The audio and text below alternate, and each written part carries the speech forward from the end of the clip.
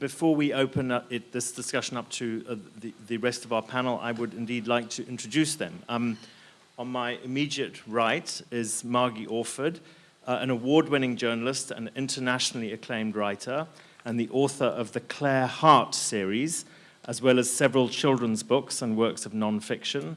Her novels have been translated into 9 languages. She was born in London and grew up in Namibia. A Fulbright scholar, she was educated in South Africa and the United States, and she's executive vice president of South African Pen and the patron of the children's book charity, the Little Hands Trust, and Margie lives in Cape Town. And on her right is Zakes Mda, who's a South African writer, a painter, a composer, and filmmaker. He commutes between South Africa and the US, as he was explaining to me earlier, long-distance migrant worker, he described himself, working as a professor of creative writing at Ohio University, a beekeeper in the Eastern Cape, a dramaturge at the Market Theatre in Johannesburg, and a director of the Southern African Multimedia AIDS Trust in Sophiatown, Johannesburg. His novel, Ways of Dying, won the Mnet Book Prize, and his 2001 novel, The Heart of Redness, won the Commonwealth Writers' Prize for Africa, the Hurston Wright Legacy Award, and the Sunday Times Fiction Prize. After that scene setter by Siphiwe, I wanted to just open it up. Just briefly, I've covered the last 5 years of apartheid as a correspondent, and in those days, certainly as a journalist, but as has already been referred to, as a writer, there really was only one subject in South Africa, and that was the subject of race. Apartheid was such a big, extraordinary moral issue that to write about anything else seemed kind of irrelevant, and everything you wrote about was an aspect of that kind of huge, huge story. And so my first question to the panel really is, how important is race still, nearly 20 years after the end of apartheid? And people often refer to apartheid as leaving a scar in South Africa, and I often think that that's a little premature, that perhaps what it still leaves is a wound. A scar implies that it's healed. But how important is it still after nearly 20 years? I mean, it's something that has been present in all our lives from the beginning. And, you know, I mean, you just grow up in a system which you slowly realize was not a normal way to be. And I must say, before I talk about how much has changed and how little it's changed as a writer, I must say it was through literature that as a white African really, I got to see and to read and to understand the way that my fellow citizens lived and experienced the country that I was growing up in. But you know, one of the things I've tried to do in the books and the novels that I've written is to get under the skin of South Africa, as it were, because many responses, many reactions, I think Siphiwe was talking about this, are complexly refracted through race. So I went the way of writing crime fiction, not because it was a genre. There was no crime fiction sort of prior to 94, 95, where the first novels started coming out, because apartheid was such a massive story. But I worked as a journalist, and I realized that the only people who traversed the whole society from a shebeen through to the president's cocktail parties were journalists and cops. So it became a way of writing, and they're always outsiders, they're always strangers. It was a way of investigating the very society that I lived in. And I realized, as I've looked at crime very closely over the last 12 years, Siphiwe was bringing it up. He lives in near Johannesburg. I live in Cape Town, where we hardly have any crime compared to in the north of the country. But it was an experience that both seemed to be entirely determined by race, but the more I've worked with it, it's really not. It's often just a trauma that lives beneath the skin, as it were. So you can't get away from it, but I think the ways that people are writing about it is increasingly complex. Yes. Well, I also think that the, the past will always be a strong presence in the present. So, I mean, we're still dealing with that legacy of apartheid even to this day. But then, even in the past, actually, people did write about different things. People wrote about many different subjects, even during the days of apartheid. It's just that apartheid was, the dominant discourse in society. And it was a dominant discourse for a reason. It touched every aspect of the people's lives. It determined where they should work and where they could not work, who they could love and who they would not love. They were not allowed to love. What job they were allowed to do, where they could live and where they were not allowed to live, so depending on race. So that meant that every story you wrote would have to do with apartheid, Why? Because apartheid touched every aspect of your life. If you wrote a love story, it would have to do with apartheid, because apartheid touched on those issues, of your personal life. So, although then it would seem that we were writing about apartheid, we were writing about many different things, but all of them, were affected by apartheid one way or another, and therefore apartheid would feature in those stories.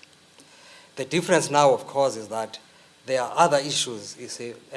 We no longer have that predominant overall thing that is looming and is touching every aspect of the people's life. But that legacy continues, we still have a lot of polarization in some aspects, We sometimes made worse by the new hubris that you find, with the new ruling elites, the arrogance of power and so on, some of which would take a racial complexion, you see. So that will be with us for quite some time, and it will therefore feature in some of the things that some of us write. Yeah, I think race is very much part of our lives. In this book, African Delights, which is a short story collection, I've divided into four parts. The first part set in the 60s, and then 80s, 90s, and the present era. And part of the reason why I'm doing that is that it is difficult to tell the South African story without any reference to the past. Now, how we explore race. I believe race, among other things, race is an economic issue, it's a social issue, it's a consciousness issue. I have a chapter that I entitle White Encounters, for instance, where I try to reflect on the first time that I actually became aware that this is not just a doctor, but a white doctor. This is not just another child that I'm playing with, but a white child. Because there are scenes, for instance, where this young boy, from the dentist, he's taken by his mom to work, and at work he plays with the employer's son. They are the same age, and that boy happens to have been breastfed by his mother, so that bond. They sort of crossed that racial divide.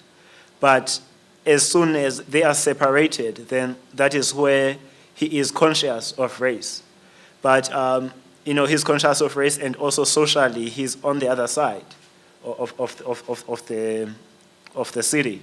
But at the same time, economically, especially if you're talking literature, for instance, we have a situation in South Africa, for instance, we have 11 official languages, but English remains dominant, especially in the publishing industry. And the interesting thing is that the dominant publishers would be your multinationals, that have no interest in promoting their languages themselves. And who are the speakers of those languages? It's the native people. So, but now, who determines what gets published? It becomes an economic issue, which is linked to the question of race and linked to our past. I just want to say something about the literature and the writing, and apartheid and the end of apartheid was a little bit like when a bomb goes off. It flattens out all other responses or pushes the experience of normal life into frozen corners, as it were. And it seemed to me, you mentioned Kutsia's book, Disgrace. There was a lot of literature, it seemed, in the 90s that was still written in the aftermath of apartheid, as though people didn't know how else to write other than that big story. And then there was a kind of a lull, but it seemed to me in the last 10 years, looking at the books that have come out, say, from the early 2000s to now, it's as though writers, especially younger writers, are writing into those parts of life that was not so dominated by this one big fault line which kind of defined everybody. It's like Russian writers, the Soviet Union, totalitarianism flattened out everything. It took a long time before the shoots of smaller experiences or smaller ways of living in the country to come out. And one of the most interesting influences is South Africa is a little bit like the United States. It draws kind of immigrants and people from all over. It's filled now with Nigerian writers, writers from Kenya, from other parts in Africa, who are writing about South Africa and living there in ways that's often surprisingly different to how South Africans write about the same place. And it seems to me the start of a very new and kind of fertile literary genesis, this kind of intra-African experience of South Africa, because, I don't know, I mean, there are a number of writers, the way they perceive it is different perhaps to South Africans who are more shaped or damaged perhaps by the past that we've had. I mean, that brings up a question which has troubled me as a writer to some extent, and I think why, which is the ownership of stories, as it were. I have always been avoided that particular controversy by writing in the first person as an announced observer, if you like what I mean, saying this is what I see and that's all. But I know there's a controversy, especially when I was in Australia. I noticed that that writers are not encouraged in fiction to write in the characters of other people, especially in particular of Aboriginal people. And in South Africa, for example, I sometimes imagine this scene where the first Dutch ships arrive and they meet some Khoisan people on the Cape and say, this is how it's going to go down. There's going to be several hundred years of institutional racism.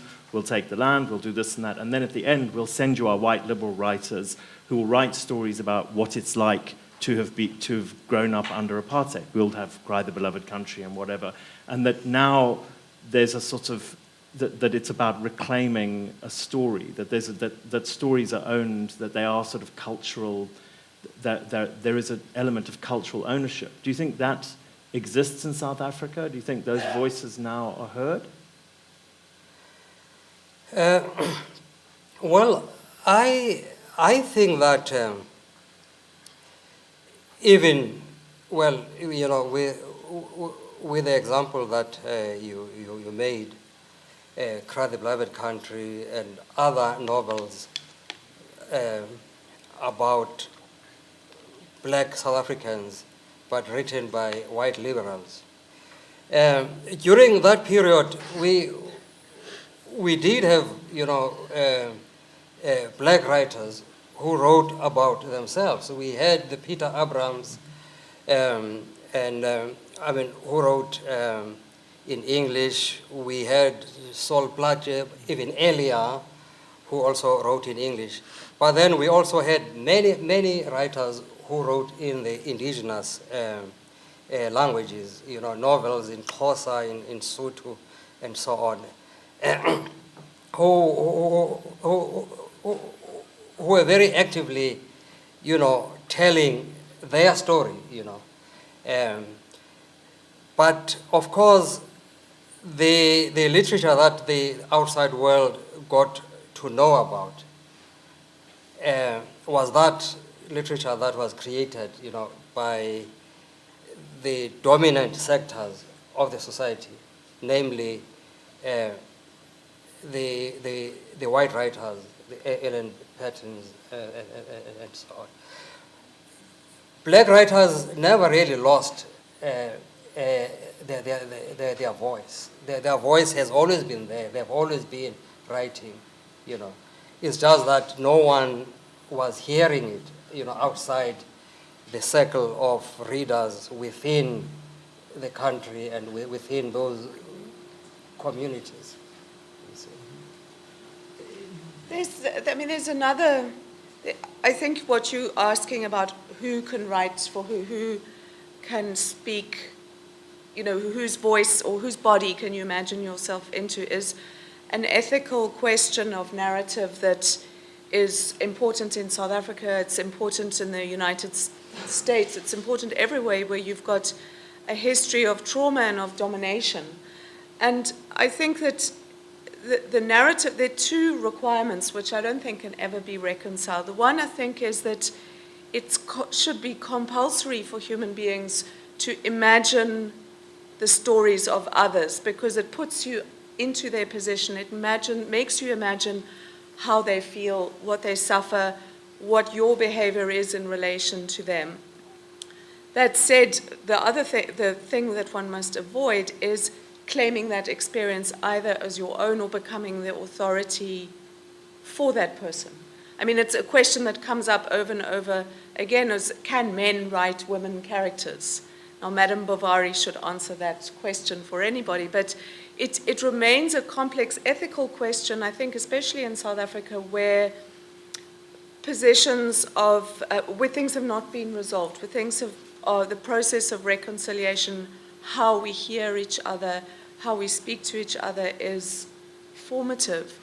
But I think that there are ways in which one can do it, and my own choice in sort of narrative thing was to use an investigative model as you would a journalist or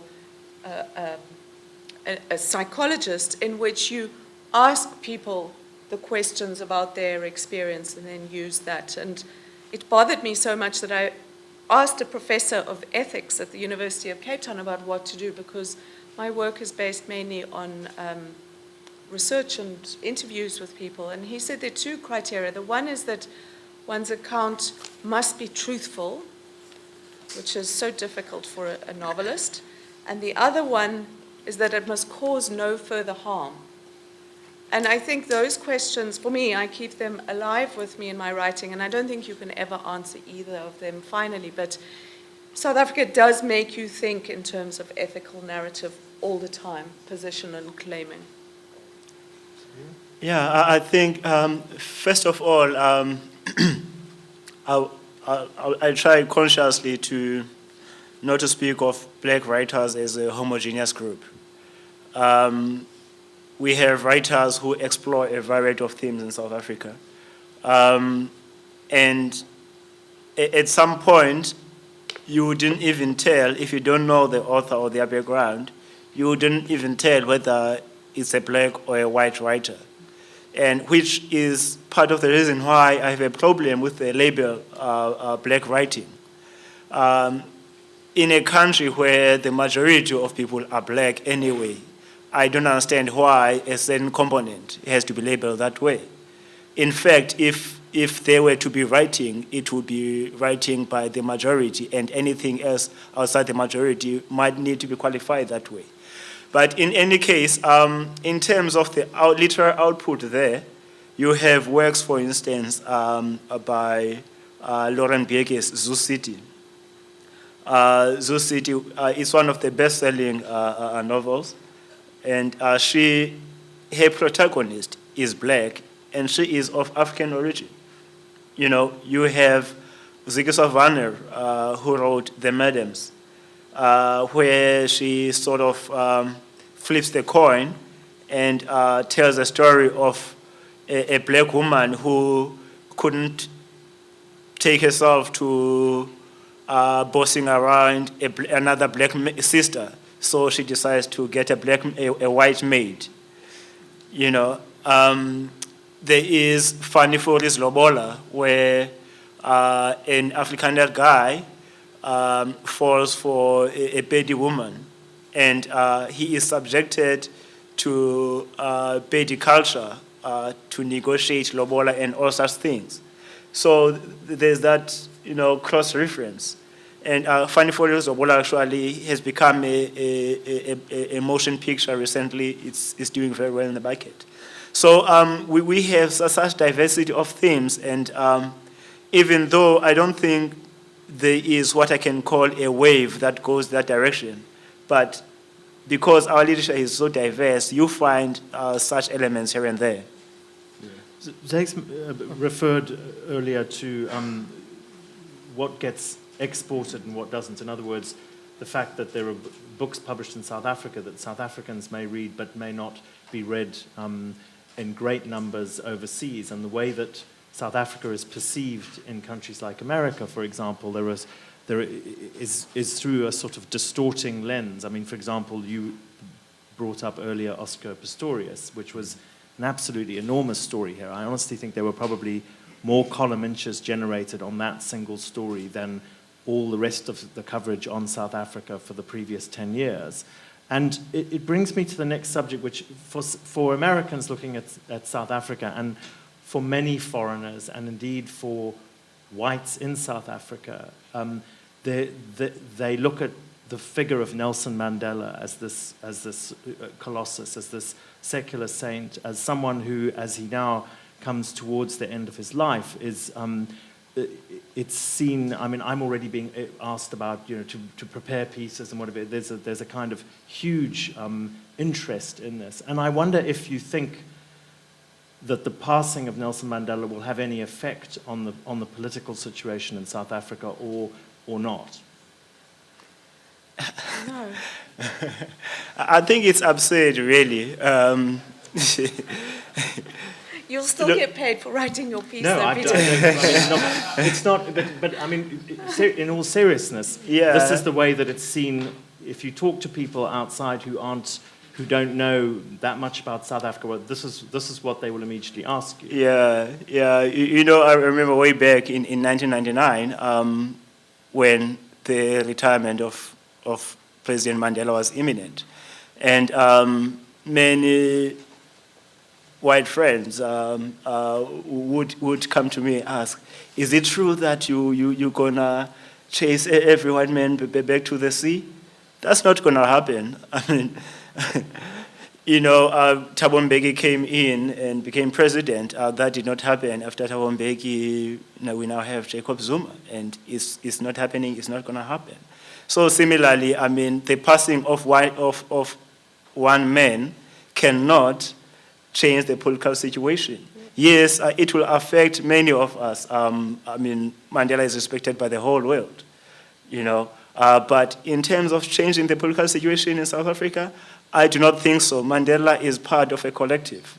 He was there as a leader of the ANC. The ANC is an organization with its principles and everything. And the government, we are a constitutional democracy.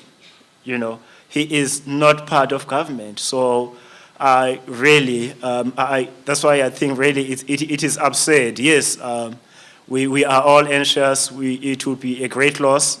Already, like, he does not do much now at the present moment. anything, actually, not just much. But I mean, He's retired, he's staying there. I think people, to be fair, people think symbolically, not that he's But somehow pulling the strings or anything. but I think even symbolic, I mean, South Africa is a robust, quarrelsome family. It's slightly dysfunctional, it's like but it's such a strong democracy. And one of the things that I think people forget is that the transition to democracy didn't happen it wasn't a magical kingdom that it was formed. It was a very long, orchestrated, organized struggle based on ANC in exile, labor movement, women's movement, writers, journalists. And one of the key elements of South Africa is this incredibly robust ability to absorb knocks, but to debate and to negotiate. And South Africans will fight, but usually at the last minute they'll like make a deal and then have a barbecue, So you've got this element in politics which is so incredibly encouraging. And what, Sipiwa was talking on the legislation that might be coming up about the secrecy bill, censorship, that is actively contested. And we all love Mandela, but he's like a really, really, really old man. And symbolically, when he does finally die, everyone will be heartbroken, I'm sure. But the democracy is itself, that is the legacy and the gift that he and others with him gave us. So I'm sure nothing will be wailing and gnashing of teeth, and journalists in New York and London will get paid fat fees for writing the, so it's, inside you live in a place that negotiates and talks, and through literature, through politics, through civic action, all sorts of things.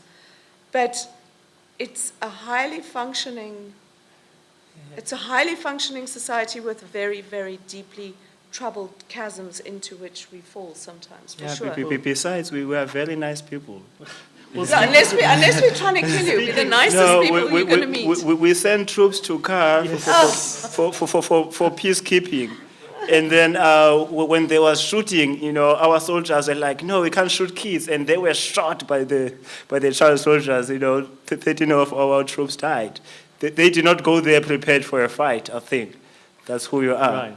I think sometimes, this magic castle of South Africa is really a trouble for writers in how we write and how South African writing is perceived abroad. As somehow we've moved on. As a democracy, we're 18 or 19. We're about to kind of leave home and kind of move into the adult world. But I often think that the way the rest of the world looks at South Africa, they can't make up another plot line.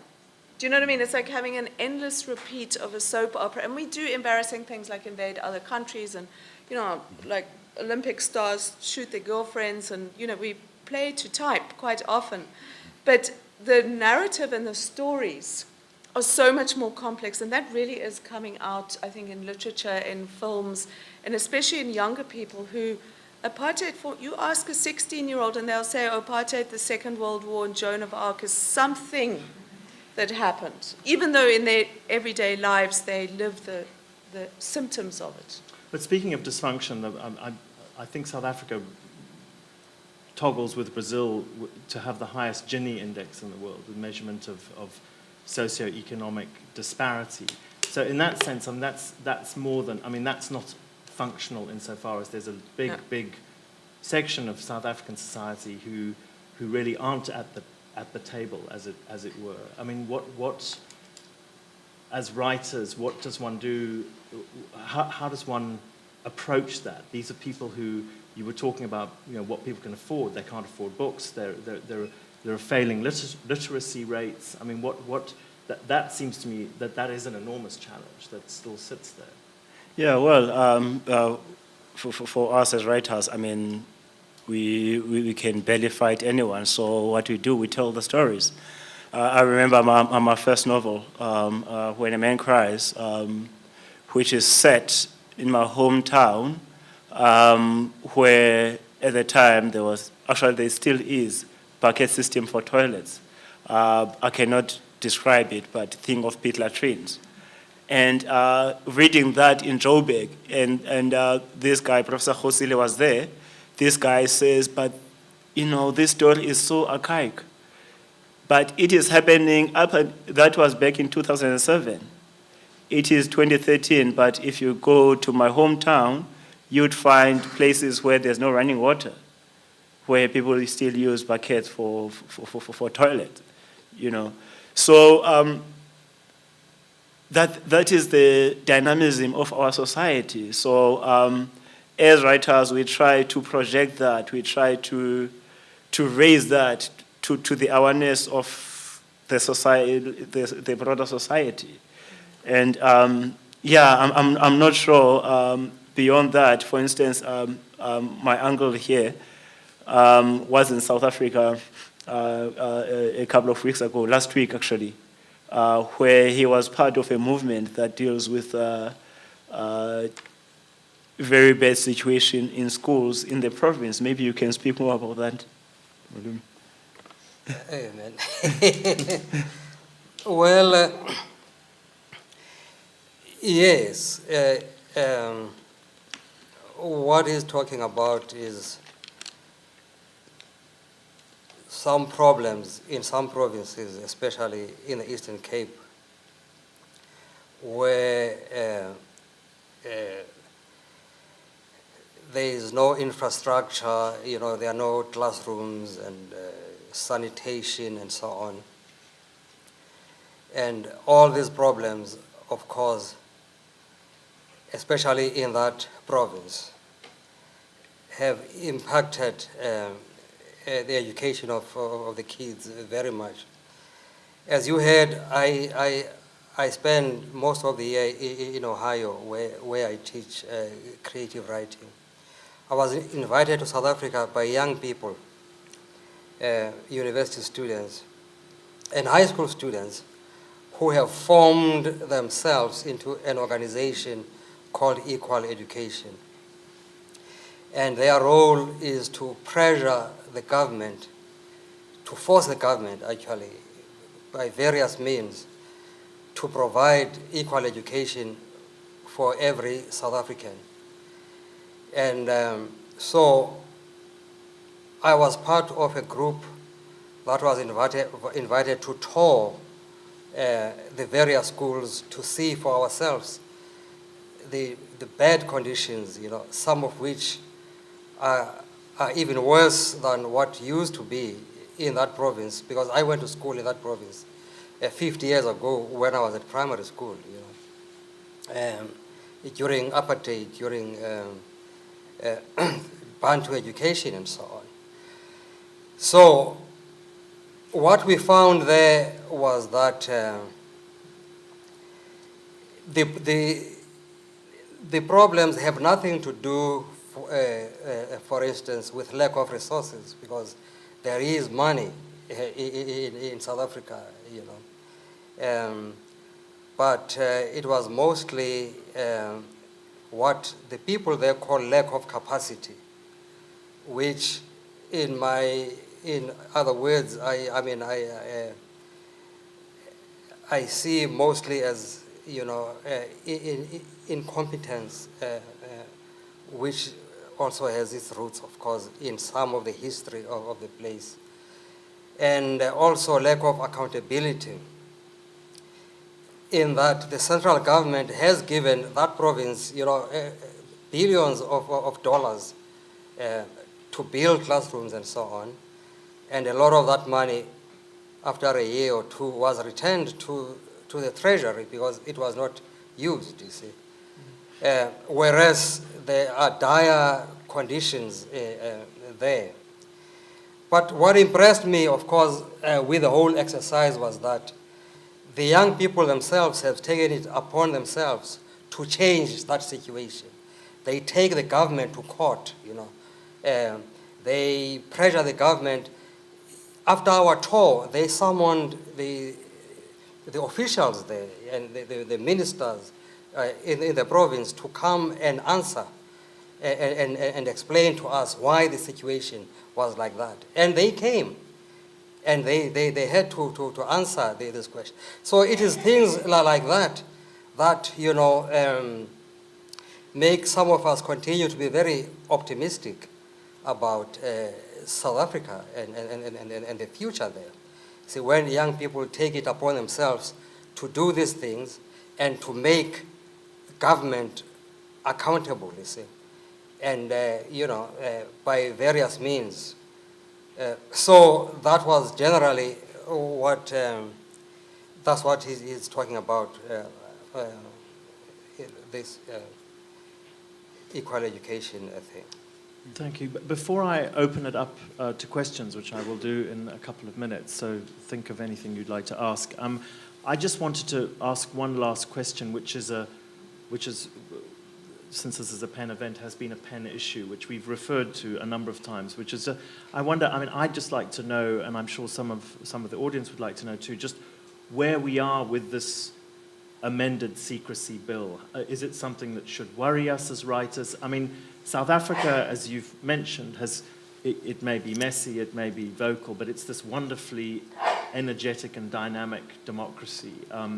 And it does depend on a very, very lively press and media. And is it something we should still be worried about if indeed it does get signed in its current form? What does it actually say? What is its implication? Just to give a little, for those of you not familiar, a bill was tabled some years ago, and it's been known as the secrecy bill, in quote marks. It's the Protection of State Information Bill. It started off as a perfectly reasonable act which covered military installations and stuff. It was then sent back for some reason and redrafted and came back, tabled back in Parliament as this Protection of Information Bill. It carries 25 years for writers or journalists to publish classified information. Very broad. The information that could be classified was extremely broad, so socioeconomic things right the way through to anything that a state official would wish to classify, which of course would cover all sorts of corrupt activities and various things. Now, PEN, South African PEN and PEN International, along with a number of freedom of expression organizations and grassroots educations, one of whom is Equal Education, have fought this bill tooth and nail. There's a Right to Know campaign. Those of you who are interested, it's just right and then the numeral 2 and then NOKNOW. Very interesting grassroots campaign against this bill. It was redrafted and sent back, and it's a case study of kind of the tussle between civil society and a small section of government which wanted to push this bill through and a number of other restrictions on the media. It was finally passed. I think there still isn't a public interest defense, a clause in the bill. It's got all sorts of problems. It was watered down a bit. It was passed by the two houses of Parliament and by Cabinet. So as it stands now, it will be sent to the President. If he signs it into law, it will become an act. The status then for PEN and for other freedom of expression organizations is that it's directly against the Constitution. The South African Constitution guarantees socioeconomic rights, as Zakes was mentioning, why Equal Education can sue the government for a bad school. It also states absolutely clearly that the right to freedom of expression is it's one of the primary rights for South Africans, and it's quite well explained and kind of articled in the Constitution. So the next step, if the President does sign it in, will be PEN will be part of it, other organizations, to take it to the Constitutional Court to have it tested. Those of you who are not familiar with South Africa, the Constitutional Court acts as a kind of arbiter for legislation, either old or new legislation, that must match this very extensive Bill of Rights. So that will be the next. I think it's something to be greatly, greatly, greatly concerned about, because freedom of expression is, for me, the foundational right to all other rights. It allows people to protest about the education that they want, about bad health, about the government that might be doing things wrong. And it is an extremely, extremely repressive law that will put South Africa back. It will I think it will cut the wrist of our democracy unless we stitch it up. So it's a fairly lethal one, and I think it's one that South Africans are all kind of bracing themselves. I mean, we like a good fight, so it looks like we're going to get one again. Okay, questions. I'm not quite sure how we are going to work the mic. Is there a roving mic, or are we going to use this one? Or maybe we can hear you if you project. Yes, sir. We were in South Africa earlier this year, and it was a fantastic, it was a wonderful time. And we spent as much time as we could discussing with everybody there the issues of this particular bill, freedom of expression, apartheid, and whatever. It did seem there was a lot of concern from both blacks and whites about the growth of a culture of sort of corruption among the ANC. The ANC is the dominant party, of which presumably this bill is an expression.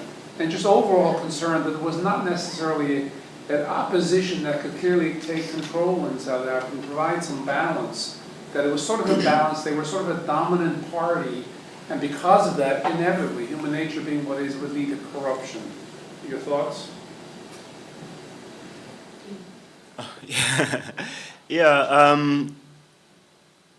Well, corruption in any state is something that is regrettable. And in South Africa, there is corruption. And in particular, in the ANC as the ruling party, there is corruption. And I think we must understand it in the context of the transition from ANC as a liberation movement to the ANC as the governing party. Excuse me. You know, as far back as 1989, as soon as it was clear that, you know, the ANC might be unbanned and we might have democratic elections, certain people actually positioned themselves, you know, to be part of the new governing party. ANC unbanned in 1990. Many exiles came back to the country, and then there had to be a campaign for elections. So where do you start from? Now here you're competing with a government, a party that is in government at the time and has been at the helm for many years. So the ANC had to depend on donors. And some of donors are very corrupt individuals. On the one hand, the ANC might not have had good intelligence to trace the background of those people. But on the other, the reality is we needed money to reach out to the rest of the South Africa. You know, so such elements, you know, change the, excuse me, the outlook of the ANC, I believe. And thus, by the time we get into government, it is a mixture of people, some of them not very trustworthy. So we have some of those people in government. So corruption is imminent there. But at the same time, the fact is we have corruption. So what happens is there are institutions set into place, like SCOPA in Parliament, which investigates parliamentarians, government departments, everybody linked to the state. And I think it's a good thing that such a structure is headed by a very small party in Parliament. Actually, they have only one MP, I believe, that has nothing to lose, you know, and they really are doing their work, I believe. So beyond those structures, I don't think corruption really depends on the change of government. But the current government, when they realize that this is not a permanent seat, I think there'll be better governance. For instance, you know, next year will be elections, and the children who will be voting next year for the first time were born after apartheid. So they don't really have the baggage of the past. So now I think that kind of a generation would be able to judge the regime according to its current performance. Thank you. Well, no. I just wanted to add on what he was saying, that indeed we have a lot of corruption, and lots and lots of it,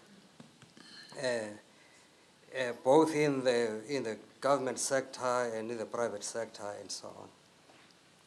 But how we get to know of this corruption is because we have various structures, that have been set, some of which are constitutional structures and so on, in order to expose that very corruption and to fight against it.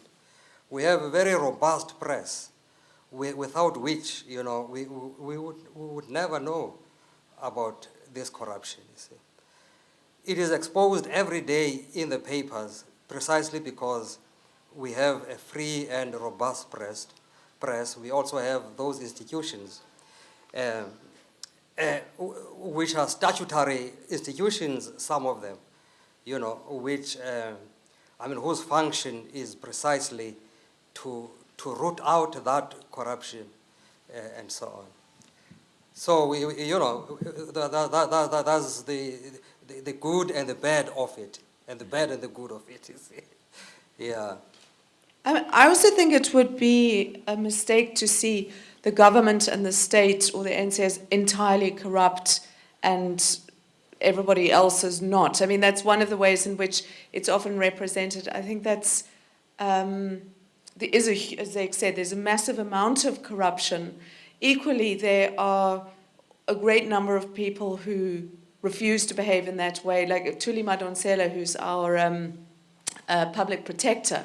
She's the sort of goddess of South Africa because she just goes around doggedly. She's a part of the human rights institutions which are set up by the state, digging up corruption, sending police commissioners to jail. I mean, she's probably the most loved and the most hated woman in South Africa at the same time. So the institutions and the structure of the society are the right ones. But that said, the corruption is absolutely corrosive. It kind of wears away at the texture and the fabric of the society.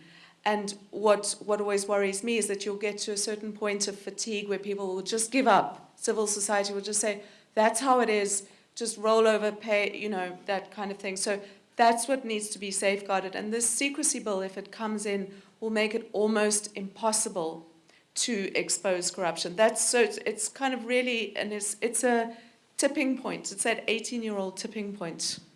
One cannot emphasize enough, the role, you're talking of civil society, the role of civil society in South Africa. Because, you see, what happened in many countries, not only in Africa, but in Latin America and so on, that newly acquired their freedom, was that the political leaders were deified, by the population. These are people who fought for our freedom, and therefore they can do no wrong. And then when, of course, they began to accumulate things for themselves and to be rotten, people were silent. And they became gods, you see. And then, you see, everything was beyond redemption. But what has happened in our case is that we have very strong civil society, thanks, of course, also to the apartheid struggle, you see. We have civil society organizations, some of which, are people who belong and vote for the ruling party, but who the next day will be out there in the streets demonstrating against the very ruling party that they vote for, whenever they think there's something wrong. That is happening, you see.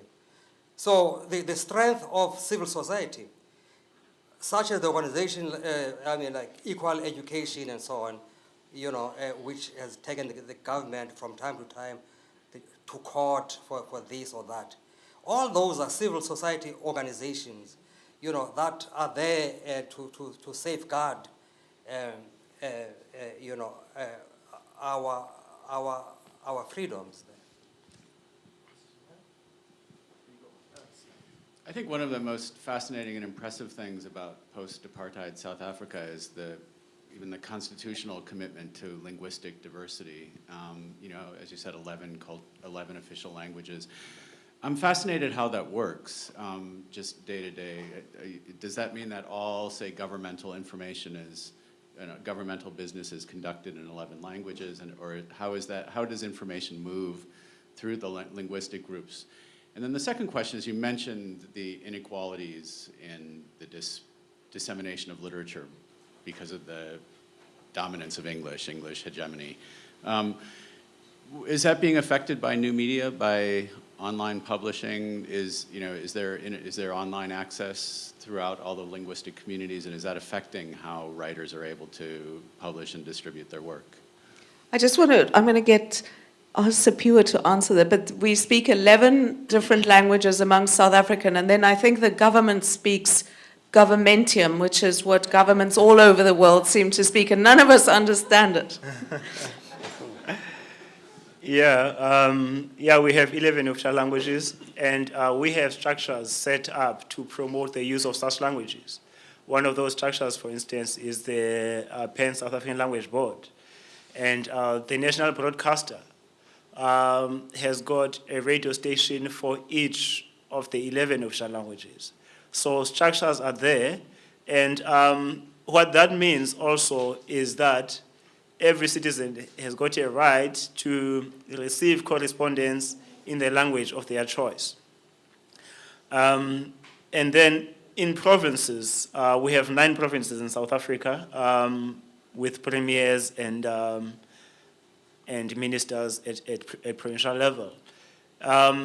Provinces, some of them have got policies to say, in this province, we have these 3 primary languages.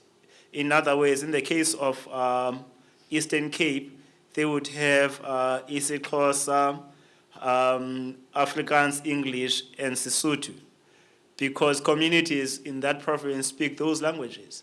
So in Parliament, you have a right to get up and speak in any of the 4. But in reality, that is not happening. And that is even extended to the publishing industry, for instance, that about 49% of general readership books published are in English, 45 Afrikaans, and then the 9 years languages share the remaining 6%. So that illustrates how marginalized English languages are. And there are many forces that come to play when it comes to that, because we speak with these languages on a daily basis, but when it comes to official structures, they do not have a place. And part of the reason for that is what I alluded to earlier, that even the publishing houses are owned by people who do not speak these languages. Even the publishing houses that actually publish in these languages are owned by overseas. So you find a situation whereby publishing in indigenous languages is designed only for school syllabus. In other words, if as a practicing writer, you write a book in Zulu, you submit to a publisher, they take it and keep it until such time that the Department of Education advertises to say, can publishers submit material that we can prescribe for schools? And then they submit. If that book is not selected by the Education Department, then they don't go ahead for publishing. So as a result, India's languages suffer. That is just one example. But I think you asked about new media. You can Google in pretty much any South African language that you want to. And I see more and more with Twitter and Facebook, that sort of meter you'll get across a diversity of languages.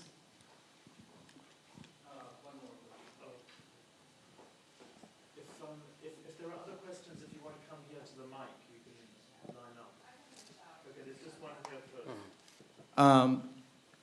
The problem, audience like us, is a lot of us never been to South Africa, so we don't know what's going on after apartheid. So we try to understand with the structures we know from here or somewhere else. So my thinking is, I lived in Georgia. I used to have some friends in ANC when I was in New Delhi. My thinking is, what the African Americans tell me is, even though the apartheid is over, regime is over, still the white apartheid regime, who are not in power, control the economy, control the economic structure. So a lot of these Africans came along in the ranks in the ANC and others, a few elites, still under the patronage of those white regime, white who are living there.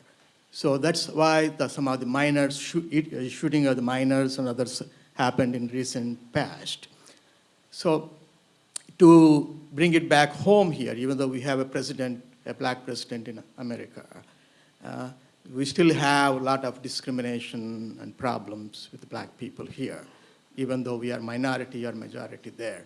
So does that kind of a situation still happen? To give, just to frame it properly, in Atlanta, Georgia, the whites made a compromise with the black people.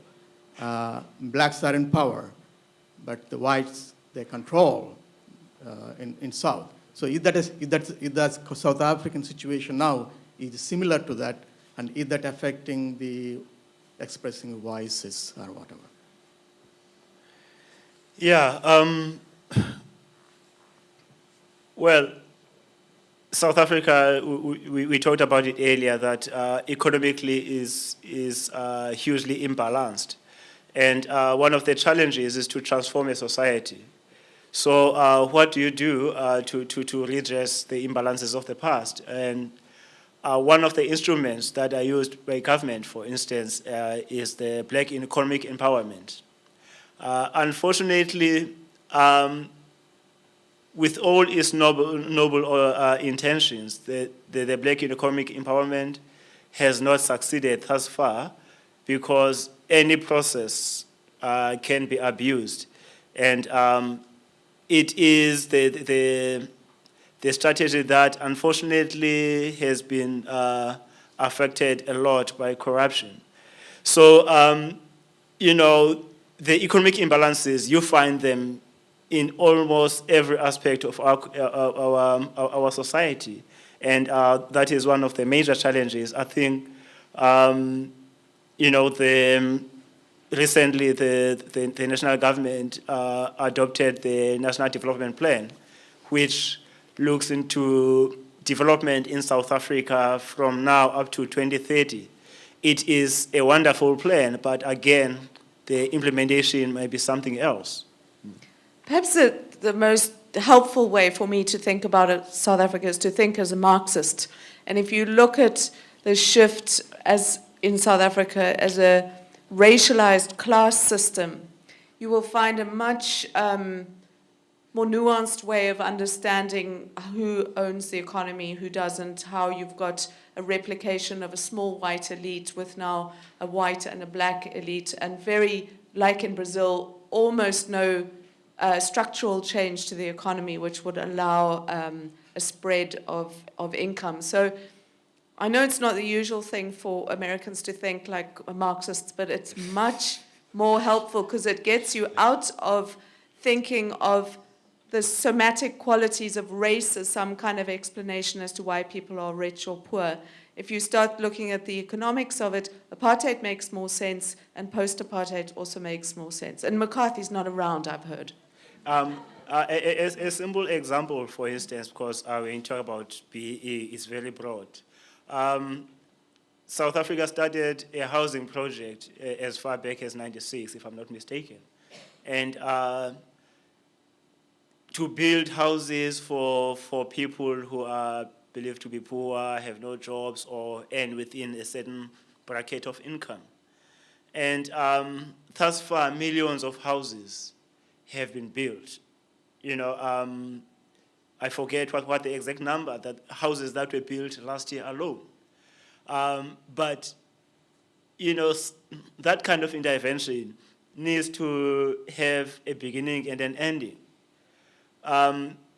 It was started in 1996, and at the time my nephew was in his teens, and today he qualifies to have a house. So I believe to just build houses for people is not enough. You need to give people skills. People need to have jobs so that they can afford their own houses. And what has been happening also with that program is that you build a house for someone because we are trying to get rid of shacks. That same person would sell their house or rent it out and go back to stay in the shack. And that has been the trend. So there's no solution really. I'm not sure if America has any program like that where you build houses for people for free. We have to use a different model. But I think most importantly, we must give people skills to be able to generate income on their own. The expectations of the rest of the world when it comes to what writers are putting out there and what's being published, such as apartheid and how it always comes up in the writing in one way or another. So today in 2013, what are some of the things that you would like the world to know about South Africa? What would you like to bring awareness about? And the second question is, do you feel that the publishing houses will support awareness of other types of writing that involve some of the other concerns that you have that are no longer apartheid?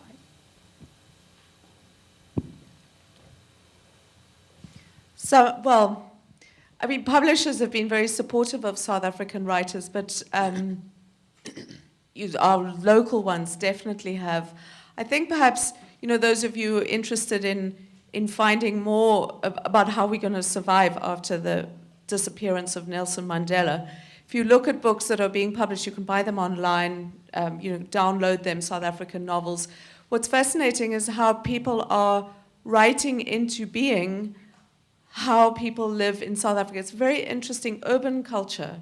Johannesburg, for instance, is Cape Town is exactly the same age as New York, which was founded and built by the same people. The architecture is similar. So there are all kinds of interesting things going on in those places which are completely absorbing. I mean, memoir writing, for instance, is very interesting, where you start to look at how Zakes's autobiography is a case in point, where you look at how people lived around and about this huge totalizing system. One thing I have noticed is, as publishing worldwide gets more and more globalized, more and more of our best writers are moving the settings of their books outside of South Africa. Lauren Beekes, for one, she won the Arthur C. Clarke Science Fiction Award. Her new book, The Shining Girls, is set in Chicago. So, and I know of several other writers of my generation who are setting their books in the globalized elsewhere, and that's perhaps partly because people are less and less interested in politically and socially located fiction. They want something that kind of floats between airports, perhaps. But I think that's a function for writers everywhere. We have time for one last question. Okay, I have a question about the term an ethical narrative. And, it sort of goes back a little bit to the censorship issue, whether it's self-censorship or the government censorship. And I was thinking specifically of a book like The Life and Times of Michael Kay by J.M. Coetzee. So in that conversation of an ethical narrative, where would you fit a book like that, perhaps? The Life and Times of Michael Kay is one of my favorite books. I mean, for me, I spoke about that very personally as a way in engaging in a country which there are many injuries, and you need to, freedom of expression, I think, as we've all found working in South Africa, is as much hearing people as it is saying what you want to. So I think it's in that balance. Can you just give a chance, please? Because Last question. She has been, you know. Here's a mic. I just wanted to make one remark. I lived in South Africa for 4 years. Had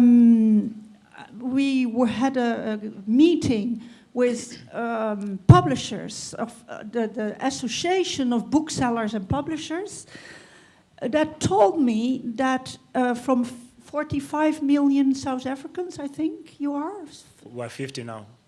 Okay, there's only 700,000 that ever buy a book. So you are especially read abroad, but not in your own country. Yeah, well, I think it's more complex than that. But yes, in South Africa, we have a huge challenge of the lack of a culture of reading. But when you talk about book buying, you must be clear what you're talking about. For instance, an academic text is targeted specifically in the academic sector. You know, you can't expect everyone to buy a journal, you know. And also, there are books like, for instance, that do very well. You think of John van der Roospaard, which has sold over 200,000, you know. But talking about general market, publishers are content with selling 5,000 copies. That is regarded for a general fiction novel, that is regarded as a bestseller. Now, 5,000 to 5 million is 0.1%. And I am sure it is not a question of economy, because you have like people who can afford anything, have 2 cars in their garages, but do not buy books. So the culture is not there yet, and hence, in the past couple of years, in the past 6 years or so, there's been emergence of new festivals, book fairs, new writers getting published. And to me, that is a positive sign, because I believe with the emergence of every writer, new readers are born. So I would like to see in 3-5 years to do research and see what the statistics are. But on the other hand, a number of bookshops have closed down. And like we had the very first Exclusive Books, which is a big chain in a township in Soweto. And unfortunately, it didn't last more than 3 years. So that is an indictment that we're facing. But yeah, a lot still needs to be done. Yeah. And bookshops are closing down here too, you see. So it's the same kind of problem. I might also advise you that when you make that research about these festivals and things like that, you should also make research on the grassroots movement that started a few years ago, where you find that in South Africa today, in communities, some remote communities, you know, people have come together to form book clubs. And this is initiated by them, you know, it's not something that is imposed on them above by the PWS Department of Books and so on. It's a grassroots thing. I've been invited in some of the most remote places in Kwakwa, somewhere there, where it's mostly women, actually not even mostly, it's always only women who have come together and are reading some book of mine, and they invite me to talk about it. Or they are reading a Sesotho book somewhere, or a Xhosa book somewhere in but mostly they will be reading Toni Morrison's Beloved. It's very popular with book clubs all over there. So there's that, you know, that's happening, and that is changing the culture of reading, you see, in South Africa today. Thank you very much. Before I just hold your applause, before I thank our authors, will you, when we come down, will you let them go to the tables, which I think are there there are books for sale, is that correct? So that, and they can talk to you there and sign books to your heart's content. Thank you very much indeed. Thank you. Thank you.